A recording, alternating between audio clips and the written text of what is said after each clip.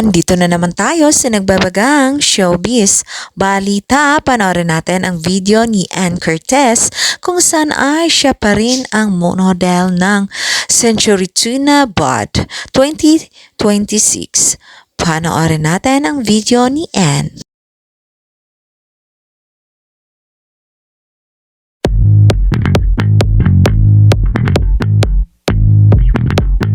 Nag-upload si Ann Cortez sa kanyang IG story kung saan binahagi niya sa kanyang mga fans ang mga naganap sa kanyang buhay. Isa na dito ang pagiging model niya pa rin sa Century Tuna Bod 2026 kung saan ay siya pa rin ang kinuha bilang model dahil napapanatili talaga ni Ann ang kaseksihan ng kanyang katawan kahit na may anak na ito. At marami ngang nag-abang sa kanyang nasabing modeling sa nasabing event at marami ding mga fans ang nanood. Panoorin natin ang kabuuan ng nasabing video ni Ann Curtis at huwag kalimutang maglagay ng iyong komento sa video na ito.